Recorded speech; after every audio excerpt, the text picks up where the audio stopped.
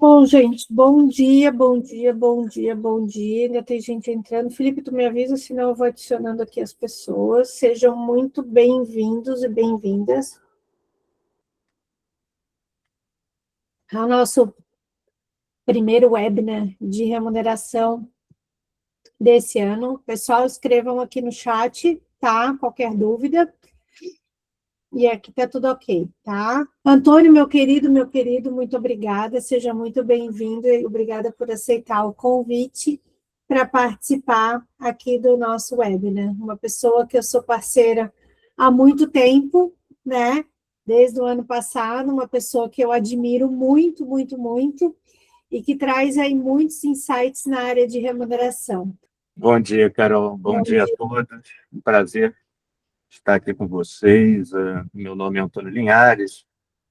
Meu histórico, bom, já fui executivo de algumas organizações, né? Fui sócio da Ernst Young, fui o gestor global de remuneração e performance na Vale, diretor de RH na Energisa.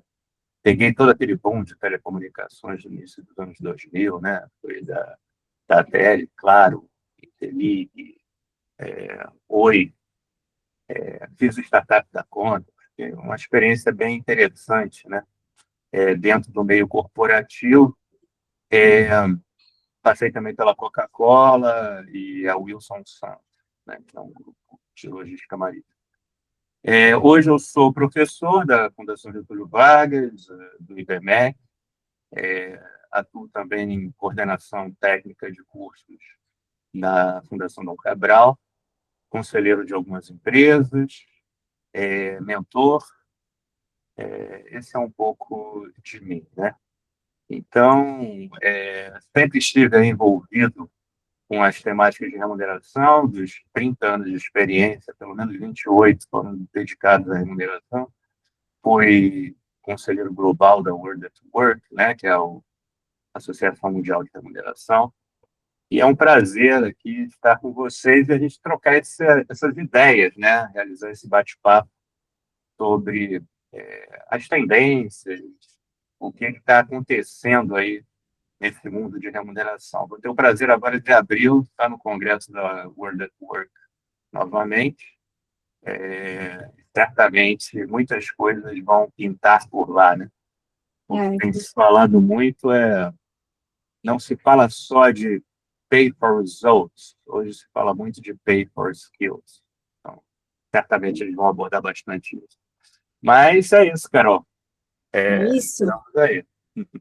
Que bom, querido. Então, pessoal, vou me apresentar, porque tem bastante gente que não me conhece ainda, né? E vou falar um pouquinho sobre o trabalho, sobre a Sim Salarial, sobre a minha história, né? E o quanto eu e o Antônio já nos conectamos aí nesse mercado de remuneração. Para quem não me conhece, eu trabalho há mais de 20 anos na área de RH, 25 anos na área de RH, mais especificamente há 15 anos na área de remuneração.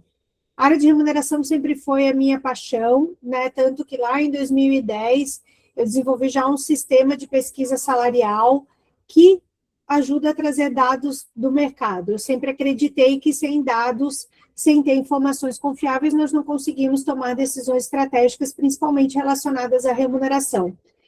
Durante muitos anos, criei a marca Sim Salarial. Nesse meio tempo, tive uma transição e fiquei 7 anos na Plural, então muitos aqui me conhecem pela Plural, né? É uma empresa, uma startup de Floripa, que atua com recrutamento e seleção, e eu trouxe toda a estratégia de gestão de remuneração nesses anos. Esse ano a gente resolveu mudar um pouquinho o foco, a Plural ter o foco em recrutamento e seleção, a gente continua juntos, mas eu, Carol, estou aqui com a parte específica na área de remuneração. Então, desde janeiro, a Sim Salarial retomou a sua identidade visual, a sua marca, com o objetivo de a gente trazer cada vez mais resultados estratégicos aí para o setor, né?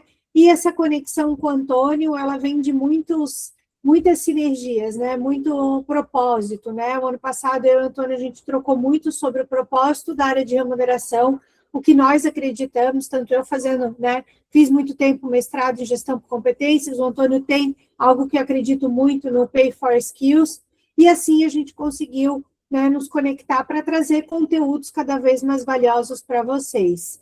Então, vou falar um pouquinho sobre assim, salarial, tá? Então, eu não gosto, quem me conhece aqui, que já participa de muitos webinars, sabem que eu não gosto de fazer propaganda, mas, né, como tem bastante gente diferente, é legal falar um pouquinho. Então, assim, salarial hoje, nós temos como propósito fazer projetos de cargos e salários e remuneração, né, esse é o nosso principal foco, e as pesquisas salariais, que é o nosso objetivo principal. Também sou mentora, tá? Também faço mentorias na parte de remuneração estratégica, inclusive eu estou com uma turma nova de mentoria que começa no dia 17 de março, para trazer realmente dados, ajudar as pessoas aí no conhecimento mais específico em remuneração, mais focado, mais alinhado com o negócio, tá? Então, caso alguém queira conversar, por favor, me chame no LinkedIn ou no privado que a gente converse. Para quem é de Santa Catarina, tá? Por favor, participem da segunda edição da Pesquisa Salarial de Santa Catarina, tá? É uma pesquisa salarial extremamente estratégica, que vai ter setores serviço, comércio, varejo, supermercado, logísticas, para que vocês possam cada vez mais conhecer as práticas salariais do mercado de uma pesquisa confiável. Por enquanto, ela é só Santa Catarina, tá? Eu vou botar aqui no chat para vocês, Daiana, não sei se consegue colocar, mas eu vou colocar aqui para que vocês consigam participar um pouco mais e conhecer sobre a pesquisa salarial de Santa Catarina, tá? Não deixem de participar, porque ela é bem estratégica. A Dai botou. Então, vamos lá, Antônio, sem muitas delongas, já falamos um pouquinho. Quem quiser nos conhecer mais, nos adicione no LinkedIn, Carol e Antônio, e vamos falar sobre esse ano que está acontecendo. O que a gente vê esse ano aqui em estratégia de remuneração? Temos um ano com Copa, com eleições, temos um ano com muitos feriados. Temos um ano em que as empresas não têm muito orçamento, mas todo mundo tem uma pressão por resultado. Pressão por resultado, pressão financeira, pressão social. Antônio, o que a gente pode fazer, como que a gente pode, olhando para a área de remuneração, e aqui eu vi na lista, tem empresas grandes aqui de vários segmentos, como que a gente pode parar e pensar? Onde eu começo para olhar a minha área de remuneração, para que eu consiga equilibrar todos esses pratinhos? Olhar para o meu orçamento, pressão de mercado, atração, retenção de talentos, com todas essas mudanças que a gente vai ver esse ano. Legal. Realmente, Carol, eu vejo uma realidade que a gente poderia dizer são praticamente 4 P's, né? A pressão de mercado, que é uma pressão por talentos reais, uma pressão financeira, que é voltada à produtividade, uma pressão também regulatória, né? Que fala muito de compliance, e a própria pressão social, por coerência, justiça, né, dentro da plataforma de remuneração. Eu diria que a remuneração deixou de ser apenas um instrumento, né, de atração e retenção, e é hoje um mecanismo de governança, né, do valor organizacional. Então, essa temática, ela realmente é bastante relevante estar na nossa mente. É óbvio que a gente ainda continua, né, muito preocupado com as questões voltadas ao mercado, à competitividade de talentos, mas, ao mesmo tempo, cada vez mais existe um clamor por uma percepção de justiça cada vez mais forte, né? Então, um alinhamento junto à cultura da organização e junto às demandas, né, e às pressões sociais de mercado, ela se torna cada vez mais evidente, principalmente para a remuneração executiva. E daí decorre a preocupação muito grande com governança, com políticas que sejam defensáveis, que a gente consiga sustentar. O que eu falei logo no início, que a World at Work tem falado bastante, né, que não é só pay for results, mas pay for skills. A gente olha que cada vez mais as empresas com esse mundo da tecnologia, da inteligência artificial, está buscando a retenção seletiva por skills críticos, ou seja, um foco naqueles talentos de maior impacto estratégico, e principalmente aqueles que têm competências voltadas a esse novo cenário de mercado, né? Uma análise frente à complexidade, um perfil mais de arquiteto, de um profissional que consegue analisar os dados que recebe com maior profundidade para extrair o joio do trigo. E esse profissional está se destacando. E esse skill está se destacando bastante também. Quando a gente olha a remuneração como um todo, cada vez mais se demanda pacotes diferenciados por perfil e criticidade do talento, ou seja, aquele one size fits all, ele está sendo cada vez mais questionado. A gente falava no passado bastante de benefícios flexíveis e hoje a gente começa a olhar dentro das nossas limitações, claro, trabalhistas, mas o que a gente pode fazer para diferenciar aquele que faz a diferença para o negócio. Ao mesmo tempo que a gente tem que se preocupar com um ambiente mais colaborativo, porque o cenário atual ele demanda colaboração. Então, esse skill de colaboração acaba sendo um skill que diferencia bastante um determinado profissional de outro. Tem se falado também de incentivos de médio prazo, né, e não só de longo prazo. Cada vez mais os programas de incentivo de longo prazo, que eram calcados em 5 anos, você vê eles conversando muito mais com 3 anos, né? Não que você não tenha gatilhos para 5 anos, mas você cada vez mais tem essa conexão de médio e longo prazo, né? A gente vê também que, além do salário, né, aquilo que é intrínseco, né, e que realmente até ajuda você a administrar os custos melhor, porque eventualmente não tem, né, um caráter pecuniário, mas que fala de propósito, fala de desenvolvimento, né? Uma empresa que saiba selecionar profissionais que conversem com a cultura organizacional, né, que tem um perfil aderente a essa cultura organizacional, isso já é uma remuneração intrínseca, né? Na verdade, a pessoa se sente mais confortável para produzir resultado, né? Um ambiente que você possa se desenvolver, um ambiente que você veja trilhas de carreira claras, né? Isso também é considerado dentro do portfólio da remuneração como crucial. O profissional de remuneração hoje ele não pode ser só um profissional de cargos e salários old fashion, né? Ele tem que ser um profissional mais completo, né? E que olha esses fatores. Eu vou até trazer um exemplo, né? Hoje de manhã eu estava falando com um cliente, uma empresa de tecnologia, que a gente já fez, organizou toda essa estrutura de cargos e salários, mas aí ela trouxe esse ponto principal, assim, Carol, não é mais só sobre isso, é exatamente o que você falou, preciso muito mais reter, as pessoas estão demandando por causa de salário, mas quando a gente olha, né, e aí eu fui a fundo, né, tá, mas essas pessoas que tu perguntou que estão saindo por causa de salário, qual que é a área que estão mais saindo? Que tipo de empresas que estão mais saindo? Né? E no caso dela, alguns profissionais da área de desenvolvimento estão indo para banco.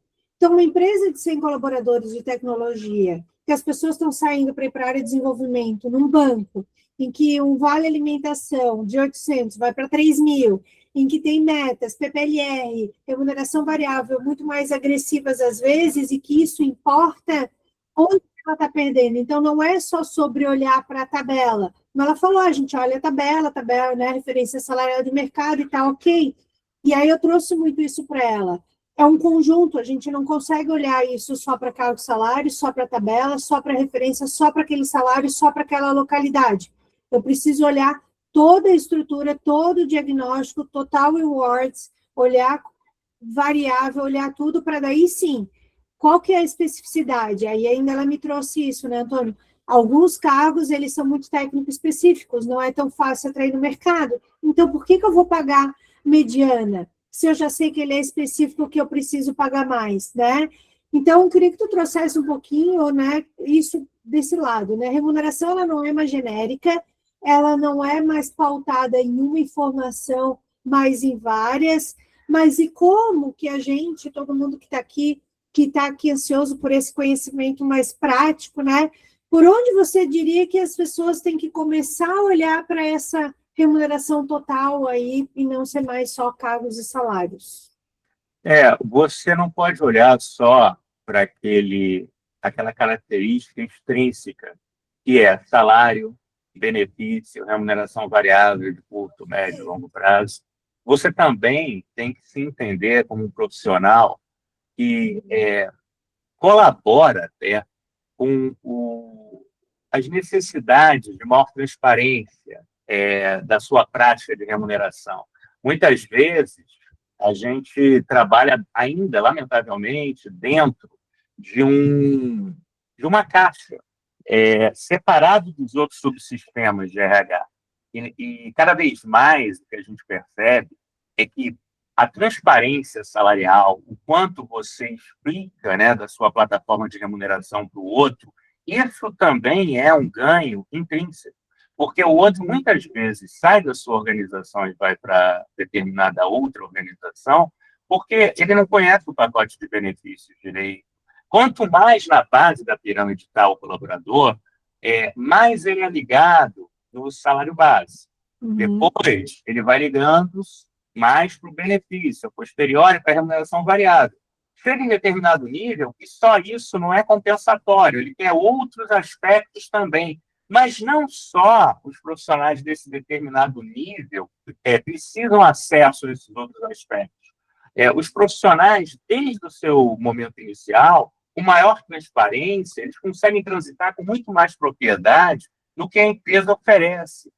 Se a área de remuneração também se preocupa, né, de ser uma parceira da área de seleção, no que se refere a ter uma proposta de valor, não só remuneratória, mas também entender a cultura da organização, para ver se essa área de atração está trazendo pessoas que comungam daquela cultura, que tem um perfil aderente àquela cultura, isso também alavanca muito a retenção desses talentos, porque, eventualmente, uma pessoa sai, às vezes até para ganhar mais, e ela só descobre o erro que fez quando ela está na outra organização e percebe que aquela outra organização não tem nada a ver com o perfil dela, não tem nada a ver com os valores dela. E, eventualmente, aquela que ela estava tinha a ver com isso. Então, também ajudar na transparência, não só remuneratória, mas também da realidade cultural daquela organização, do quanto, né, essa organização pode estar comungando e conversando com os valores das pessoas, claro, desde que você consiga trazer talentos, né, que tem uma coerência, uma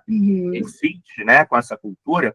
Isso é um baita de um diferencial. Então, eu acho que, principalmente num cenário em que a gente tem custos muito apertados, que a gente está fazendo revisões de estruturas organizacionais, buscando otimizar essas estruturas, quando você for pensar no pay mix da sua remuneração, quanto você vai botar no fixo, no variável de curto e de longo, ou até nos benefícios, tenta entender a cultura da sua empresa, para ver se isso está comungando com a sua cultura. Tenta entender se os profissionais que estão indo para a sua empresa, eles também têm aderência a essa cultura ou não, porque às vezes tem um problema de atração aí e você está trazendo pessoas com perfil díspare, né, do que você precisa. E a sua plataforma de remuneração tem que conversar com essa cultura almejada.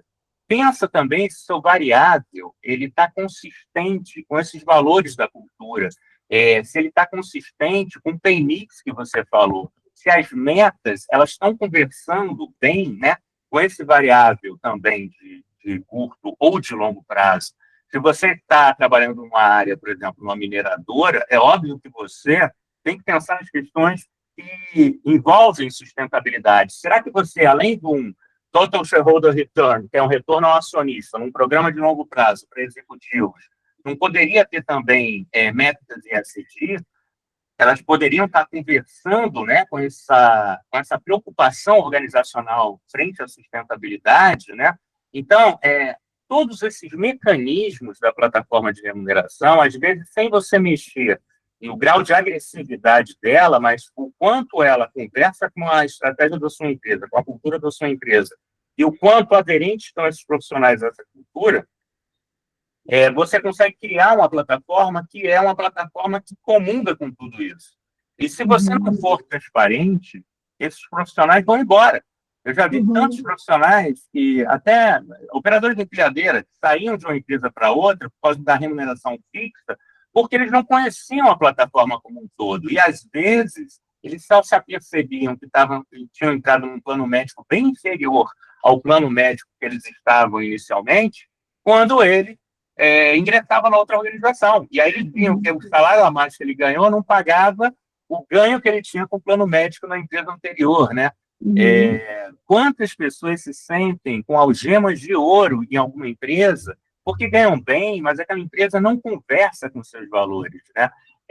E se a gente sabe, se a gente tem uma cultura forte, né? E se a gente sabe vender essa cultura, a gente também está vendendo reconhecimento, a gente também está vendendo recompensa. Recompensa não é só grana, recompensa não é só benefício, recompensa é o fit cultural que você tem com a empresa que você está, a liderança que você tem nessa empresa, o quanto ela é próxima a você, o quanto, né, você tem ali naquela organização a possibilidade de crescer, de se desenvolver, o quanto ela é explícita em trilhas de carreira. Tudo isso, eventualmente, não fala de remuneração extrínseca, né? Mas fala daquilo que vale mais que Mastercard, né? O que não te adoece psiquicamente. A gente vive em uma crise, né, de NR1, de doenças mentais, né? E o país é o mais ansioso do mundo, né? Impressionante isso. Então, parece que não, mas isso é econômico. Você está conseguindo gerir seu orçamento, olhando também para outros fatores que, eventualmente, o dia a dia não te permitem olhar, e você, de repente, está perdendo talentos por isso, simplesmente porque você não está sendo claro, né? Que aula! Eu até estou respirando fundo de tanta coisa aqui, pessoal. Tem gente entrando aqui. O Antônio falou muito sobre isso, sobre estratégia de remuneração, de olhar para todo o contexto, cultura, dados, informações, variável, fixo, benefícios, deixar claro a transparência. E aí entra muito da própria governança, né, Antônio? A gente fala muito isso, de como que eu deixo, né? Como que eu organizo, agora como que eu deixo claro todos esses critérios, né? O que eu consigo mostrar tanto para colaboradores, porque daí tem a governança, tem a transparência salarial, até onde vai, até onde não vai, para que isso também não fique algo negativo para a própria empresa e para os colaboradores. Até onde que você entende, com toda a sua experiência, qual que é esse limite? Até onde eu consigo mostrar e até onde não dá para mostrar. A governança não pode ser algo apenas para os comitês de pessoas olhando os cargos executivos. A governança é relevante para toda a esfera organizacional. Então, critérios claros, né? Definição objetiva de parâmetros, né? Da sua plataforma de remuneração e critérios claros e que sejam comunicados, né? Obviamente, cada empresa tem o seu compliance, né? Quanto ela pode abrir dentro da maturidade organizacional que ela está, mas dá clareza a trilhos de carreira, não há problema nenhum, dá clareza ao pacote de benefícios, não há problema nenhum. Às vezes a gente se limita achando que dar clareza aos aspectos de remuneração um tanto quanto arriscado, mas, na verdade, existem vários aspectos de remuneração que não tem risco nenhum. Na verdade, tem a propriedade para gerar colaboradores junto à empresa e colaboradores atraídos para essa empresa, né? Um registro formal e rastreado de cada escolha é relevante para o comitê executivo da organização, como também para o conselho.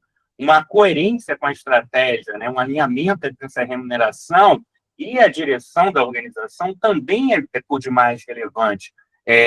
Principalmente hoje, que existe uma demanda muito grande de trabalhos de otimização de estrutura, né? O quanto a estrutura organizacional existente na empresa agora, ela se comunica com a estratégia almejada pela empresa. Existem gaps dentro dessa estrutura para cumprir aquela estratégia, eventualmente precisavam existir determinadas áreas, né?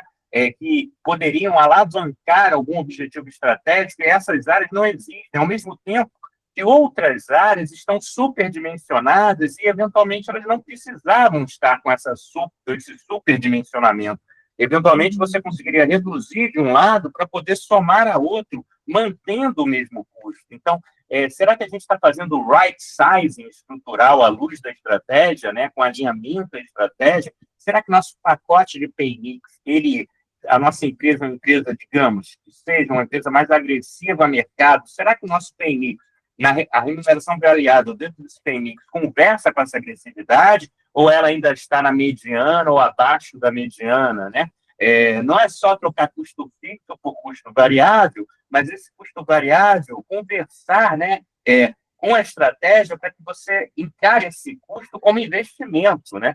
E a gente tem evidências analíticas, né, dentro dessa governança, decisões sustentadas, né, por dados. A gente está na era da IA, né? Um risco que a gente vê na era da IA é a galera simplesmente assimilar o que vem da IA e cuspir o que vem da IA. A grande arte que está por trás da IA é você conseguir ter pensamento crítico. E esse é um skill diferenciado que as empresas cada vez mais estão olhando. Quando eu falei antes, né, do paper skills, cada vez mais, quando você fala sobre as competências que vão balizar méritos e promoções, algumas novas competências viram default organizacional para várias empresas. Você não vai ter só competências, né, por eixo de carreira ou competências organizacionais estanques para aquela empresa, mas algumas competências com a era da IA, elas se comunicam diretamente com as necessidades estratégicas da organização. Será que na minha avaliação por competências eu estou trazendo essas competências, como eu dei, por exemplo, pensamento crítico, para que nós consigamos ter algo que realmente alavanque o resultado final da empresa, ou não? Será que a gente está olhando o retrovisor demais, ao invés de olhar para o para-brisa? Então, essas temáticas, elas realmente têm um grau de relevância bastante alto, Carol. Eu acho que a governança, ela consegue dar transparência, consegue dar um senso de organização relevante para as nossas plataformas de remuneração nesse contexto, tá?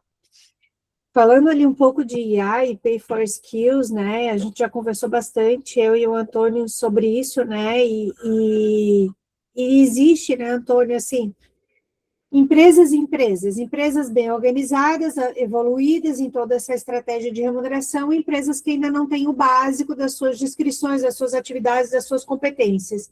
E o que eu olho muito aí no mercado é isso, assim, competências muito genéricas, muito porque tem que ter ali as competências descritas e não efetivamente trabalhadas para o que está o propósito daquele cargo, daquela atividade naquele determinado tempo. E aí, quando eu olho para esse conjunto de remuneração e como que eu vou personalizar a estratégia de remuneração, seja quando eu crio uma tabela salarial inicial, em que para uma área core da empresa eu vou usar um terceiro quartil numa mediana, então eu já estou personalizando dentro de uma estratégia de ter um salário muito mais atrativo para essa área. Depois, como que eu vou personalizar toda a minha estratégia de remuneração quando eu olho para esses critérios de avaliação de performance ou mérito ou por competências, para que realmente eu estimule as pessoas a terem um bom desempenho e sejam remuneradas por isso. Como você comentou, as habilidades, onde é que eu quero chegar com isso? As habilidades, elas vão mudando ao longo do tempo. Como que a gente pode transformar isso em algo prático, né, para que o desafio de eu remunerar por competências seja, não vou dizer mais fácil, porque não existe essa palavra mais fácil, né, Antônio? Mas, assim, que eu não use um método tradicional de avaliação de ciclo uma vez por ano, né, ou a cada 6 meses, e que aí eu estou remunerando, como você falou, olhando para trás e não olhando para frente. O que você percebe que, na prática, funciona efetivamente quando eu olho para a remuneração por habilidades e personalização nessas estratégias? A remuneração por competências, ela foi muito apregoada no final dos anos 90, início dos anos 2000, mas naquele momento, né, nós não conseguíamos ter um grau de maturação para trabalhar com tais termos como nós temos hoje. Sem sombra de dúvida, competências vêm lá do famoso livro do Carralado e Hamel, né, Competindo para o Futuro, e que ele fala tanto da core competence. Então, a empresa não pode chutar quais as habilidades, ou eventualmente quais as competências, né, ela precisa. Ela tem que olhar dentro da estratégia dela qual é a competência essencial dessa organização. Por exemplo, o Google. O Google tem como competência essencial a inovação. E como que ele desdobra essa competência essencial para as competências organizacionais e as competências por eixo de carreira? Ou seja, quando a gente vê, né, como podemos ler no livro do Laszlo Bock, né, lá, que ele escreveu sobre a Google, um processo de seleção na Google que foi feito através de uma highway na Califórnia, os carros passando, o cara olhando para um outdoor que não tinha nenhum tipo de logo da Google, era um outdoor neutro, que tinha só uma fórmula matemática e um site.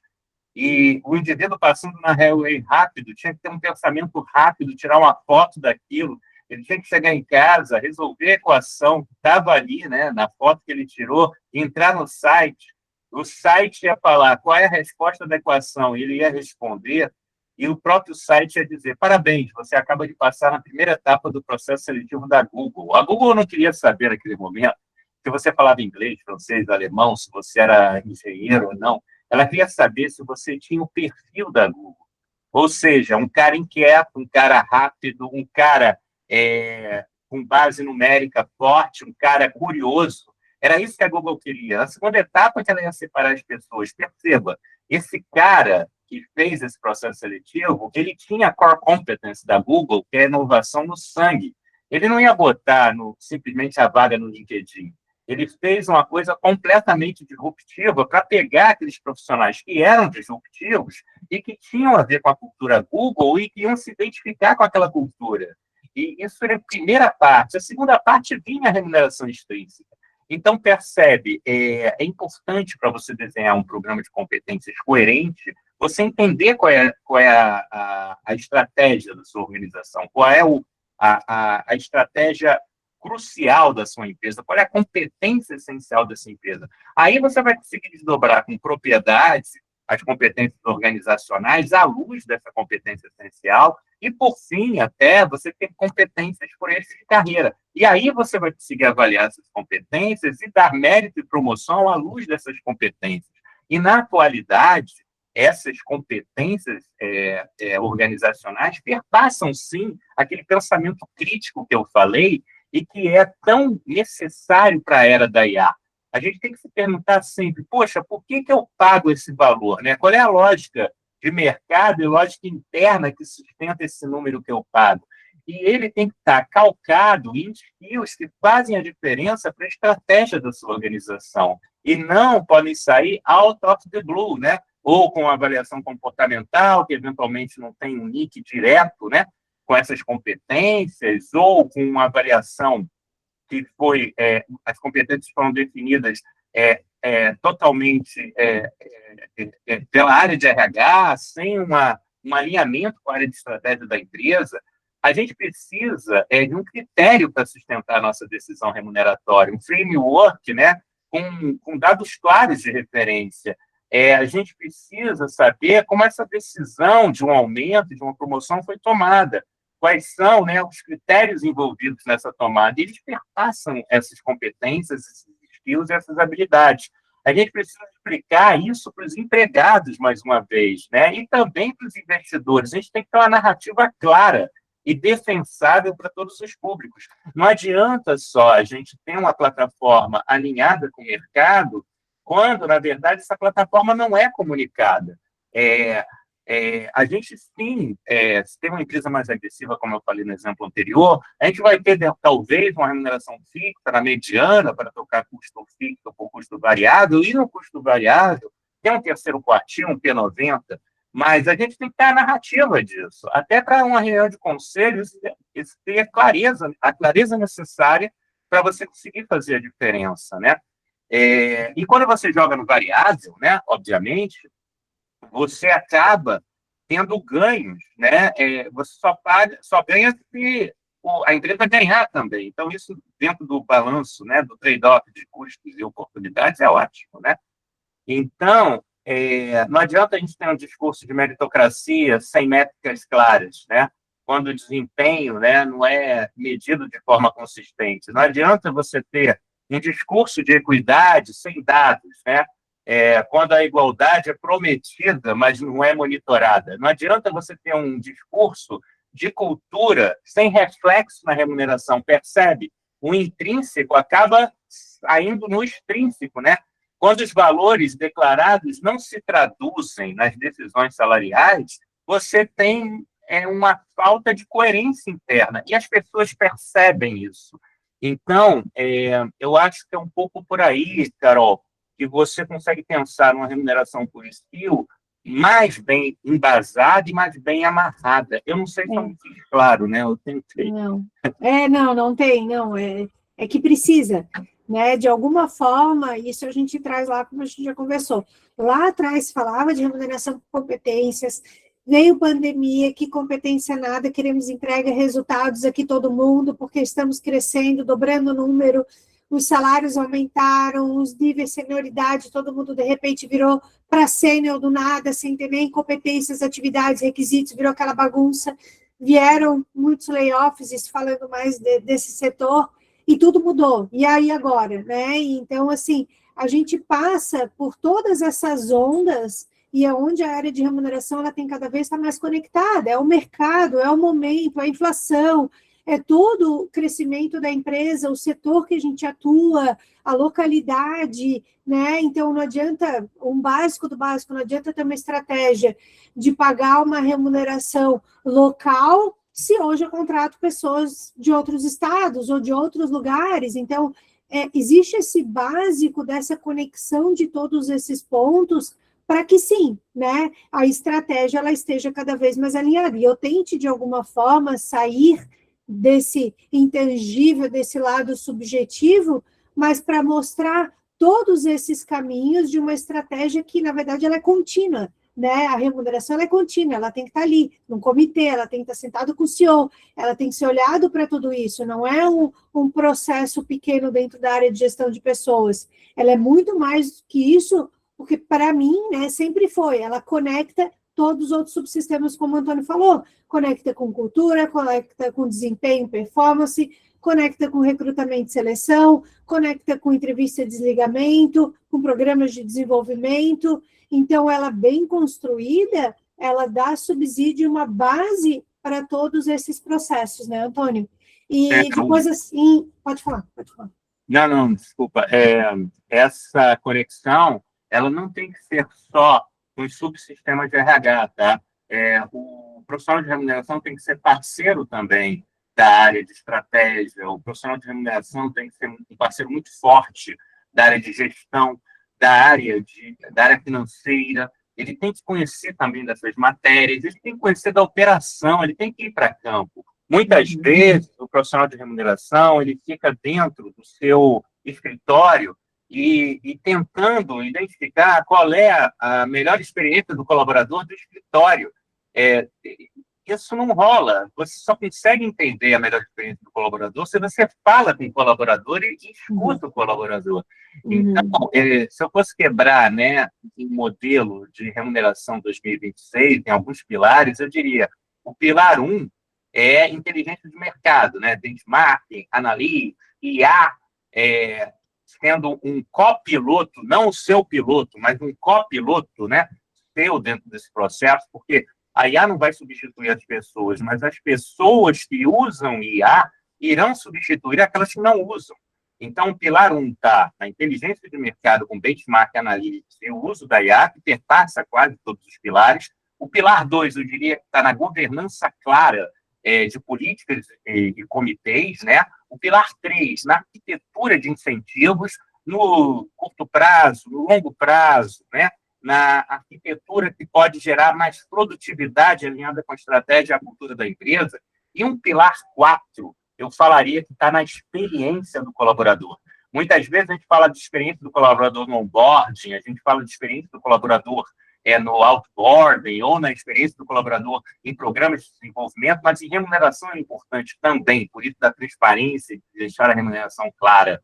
Eu diria que a experiência ele perpassa uma percepção de justiça e transparência para o colaborador das práticas remuneratórias, sabe? Então, esses 4 pilares eles são cruciais. E um profissional de remuneração, ele não tem que só estudar remuneração, ele tem que estudar remuneração, ele tem que estudar de RH como um todo, ele tem que ser um profissional de RH. Se você coloca num site chamado robots.com, o profissional de remuneração clássico ele é altamente trocado pela IA. Agora, um profissional de remuneração que olha a remuneração extrínseca, intrínseca, esse não é facilmente trocado. Esse tem os skills, né, que a gente está precisando.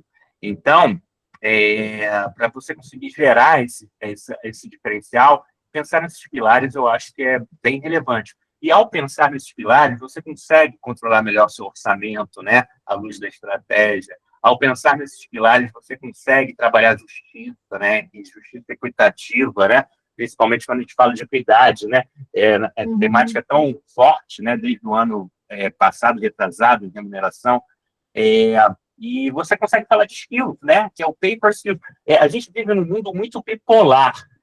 Ou é results ou skills. Não, é o E. Na era dos paradoxos, você não pode viver com isso ou aquilo. É isso e aquilo. Talvez isso daí é um recado para o mundo, né? Se o mundo fosse menos bipolar e mais colaborativo, mas isso e aquilo chegasse mais nas sínteses e não nos atritos, né? Se ele fosse mais design thinking, né? Ele divergisse para convergir, a gente teria muito melhor resultados. Então, não é só o pay for skills, mas o pay for skills conversando com pay for results, né? E é isso que muitas vezes o Congresso Mundial de Remuneração tem falado, né? Trabalhar esse E nessa era de paradoxos, né? Muito bom, muito bom. E aí, gente, assim, ó, só para dar um spoiler para vocês, né? Eu vou até mostrar aqui, Antônio, porque a gente tem muito orgulho, mas no dia 6 de maio, tá? Aqui em Floripa, vamos fazer o Rewards Tech Summit. Eu, o Antônio e a Paulinha, que é da BRH do Rio, nós vamos trazer um evento com muito, muito, muito conteúdo, com patrocínio da Carreira Miller, assim, salarial, o apoio da CAT, da Vertical People Tech. Sigam, né, eu e o Antônio no LinkedIn, que assim que abrir as inscrições a gente vai colocar para vocês, mas já anotem na agenda, porque principalmente, né, o Antônio vai trazer novidades do evento de remuneração mundial, que ele vai agora em abril para os Estados Unidos, e o que a gente quer é poder proporcionar esse conteúdo com workshop um dia inteiro, né, Antônio, para trazer novidades, né, para vocês. A ideia não é só ser teórico, né, Carol? A ideia é ser teórico e prático, né? A gente vai trazer o podcast do Quinto Dia Útil com o Emerson e com a Fernanda ao vivo para vocês. Então, vai ter pela manhã esse podcast com entrevistados sensacionais, né, desse mundo tech e do mundo de remuneração.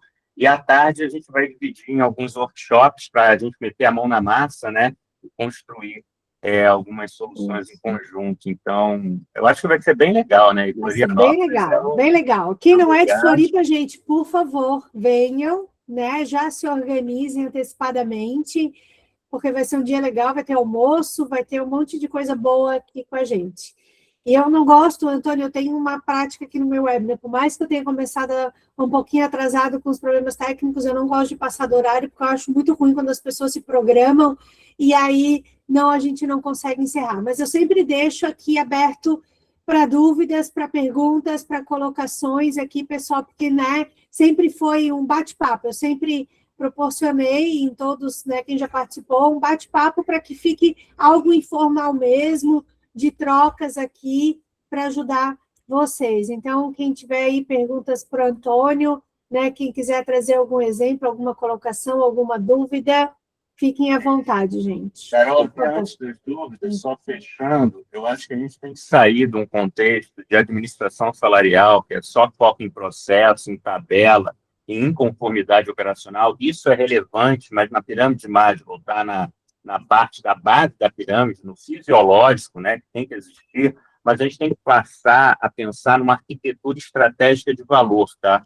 Que é os papéis de tradução da estratégia para as pessoas, de arquiteto de incentivos, de guardião da justiça, né, organizacional, de parceiro do conselho. A gente não pode tirar isso em mente, né? se a gente não sustentar bem o nosso sistema de remuneração, a gente vai ter perda de talentos, os melhores vão acabar migrando, né, para outros lugares, a gente vai ter perda de credibilidade, incoerência de discurso, prática, né, que corrói confiança, corrói resultado, a gente vai ter perda de performance, né, sem incentivo alinhado, os resultados realmente tendem a deteriorizar. Então, se eu tiver um mantra para passar, a gente tem que ter uma remuneração alinhada ao mercado, à cultura da empresa e às expectativas dos talentos críticos. A gente tem que ter sustentação viável, financeira e coerente à estratégia de longo prazo. A gente tem que ser explicável, com transparência, documentados e defensável para todos os públicos. E a gente tem que ser justo, percebido, a nossa remuneração tem que ser percebida como equitativa e coerente com os valores organizacionais. Então, eu acho que em 2026 a remuneração será cada vez menos sobre salário e cada vez mais sobre governança de valor. É isso. É isso.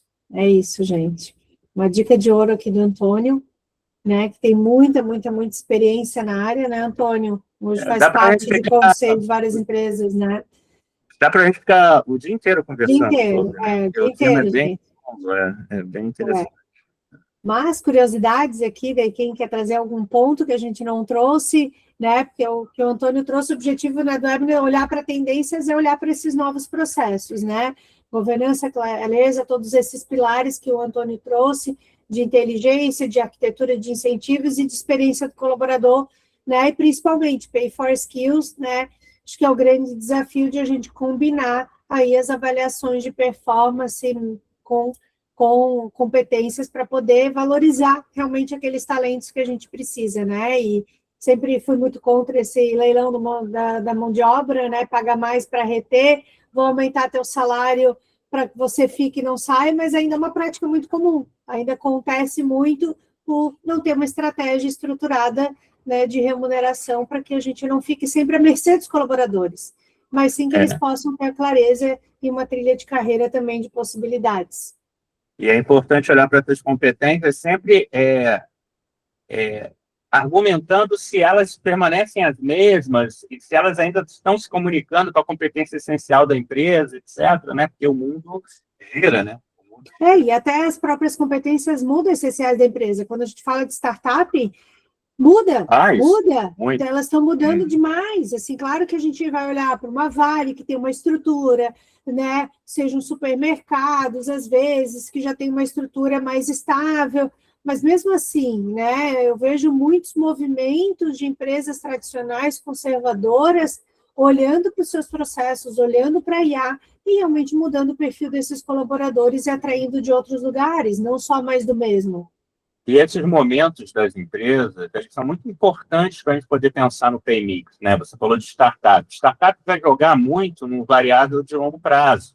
Aí depois, quando ela vai maturando, ela diminui um pouco, na verdade, ela diminui a prevalência no mix do variável de longo prazo, em prol do variável de curto, etc., né? Então, entender, né, o momento da empresa é crucial para você também calibrar o próprio PMix, né? E a gente sai de um cenário, né, tradicional de carreira linear, de empresa estável, de ciclo longo de estratégia, para esse cenário que a gente vive hoje, né? Escassez de talento, expressão por produtividade, uma maior exigência de governança, uma demanda por justiça, né? Então, tudo isso a gente tem que estar no radar. Eu estava pensando outro dia sobre 7 tendências, eu diria que uma delas é o que eu batizei de incentive continuum, que é o incentivo deixar de ser só bloco isolado e passar a formar uma curva contínua ao longo do tempo, né?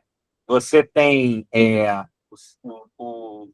o incentivo de curto prazo, o incentivo de médio prazo, o incentivo de longo prazo. Então, também tem essa questão do médio prazo, que está cada vez mais prevalente e tirando do longo, né? Então, para o longo, por que não programas de Stock Ownership Guidelines para o nível executivo, para que ele fique vinculado à empresa, com ações dessa empresa, por um período, né? Ele seja obrigado a manter as ações dessa empresa na carteira, um determinado número, né? Enquanto ele estiver na empresa, né? Isso aumenta, né, a possibilidade de alinhamento, né? com o acionista, né? E quando você pensa nesses variáveis, você também reduz a dependência do salário fixo, que é um custo fixo, né? Segmentar por talentos, né? Segmentar por criticidade desses skills e impacto estratégico, tipo skills digitais, liderança crítica, especialistas raros, para eventualmente você customizar, né, algum retention, algum programa especial de longo prazo. Estruturas hoje estão mais flexíveis, então olhar competências ajuda você não ficar dentro de modelos muito amarrados, né? E você hoje tem uma redução muito do job title, não é só mais o cargo, né? Principalmente em times ágeis, esse cargo é muito fluido, né? Então, pensar os skills ajuda nisso, né? Fora a transparência salarial, que eu já falei, fora a remuneração como instrumento de governança, fora o People Analytics, né, aplicado à remuneração e à IA, e destaco muito a experiência, né, do colaborador, né, assim, em cima de flexibilidade, de benefícios personalizados, né, se fala dos benefícios flexíveis, de reconhecimento de outras formas, que não só grana, de narrativa de recompensa clara para as pessoas, né, então, você sairia aí do salário, bônus e benefícios para algo como salário, arquitetura de incentivos, experiência de recompensa e governança transparente. Eu acho que é um pouco por aí. O nosso sistema de recompensas ele tem que estar sustentando a estratégia. Isso é a pergunta que a gente tem que fazer o tempo todo. Remuneração não é apenas mecanismo de pagamento, pessoal. É um sistema que define quais comportamentos a organização realmente valoriza. Então, não dá para a gente esquecer disso, sabe? Mas falei demais, né? Falei demais. Não, mas não. Para mim também ficava aqui mais tempo, mas eu sei que, né, a gente consegue manter todo mundo até um certo tempo e muita gente tem seus compromissos. Pessoal, quero agradecer. Alguém quer trazer algum ponto? Senão, eu quero agradecer a presença de todos, né? Depois a gente manda. Vou tentar organizar o link, a gravação, para mandar por e-mail para vocês conseguirem olhar com calma, né? De novo, escutar, né, tudo o que o Antônio falou, para anotar mais esses passos. Quer levantar a mão, Jéssica? Quer falar alguma coisa? Não? Eu acho que só levantou a mão. Gente. Antônio, para você, meu querido, né? Esperamos todos aqui em maio em Floripa. Obrigada. Não esqueçam de nos conectar no LinkedIn para a gente. O Antônio traz conteúdos diariamente sobre remuneração, então não esqueçam de adicionar ele, que ele são muito bons, trazem muitos sites. A gente nem falou de design organizacional, Span of Control, a gente nem falou nada, metade do que a gente fala. Dá para fazer vários, então tem muito conteúdo aqui para trazer para vocês, tá? Você vê, design hoje se fala não só de você otimizar pessoas, mas como você pode otimizar com agentes de IA, né, determinadas atividades. Então, você tem pessoas e agentes de IA. Tem um professor da Dom Cabral, que é o Paulo Vicente, que ele fala o seguinte, que no futuro a gente vai ser gestor de transhumanos, de humanos, de ciborgues, e de IAs, olha só, uma viagem, né? E a gente fala assim, ciborgue é muito viagem. Não, o óculos é uma forma de você ser ciborgue, você enxergar melhor, só que agora a gente está cheio de gadgets aí, que fazem mil coisas. É loucura, loucura. É loucura, loucura. A cabeça, não sei de vocês, né, mas a cabeça fica assim, né, fervendo com muita coisa que a gente precisa, que a gente tem que buscar e que a gente tem que fazer e olhar para os processos também, né? Fábio, Ana, quem abriu a câmera, obrigada, né, por terem vindo. Obrigada, Roseli. Imagina, gente, obrigada por vocês participarem, tá? Depois a gente manda as informações e contem comigo e com o Antônio sempre, tá bom? Isso, tamo junto. Obrigada, gente. Valeu, Bom dia. Abração.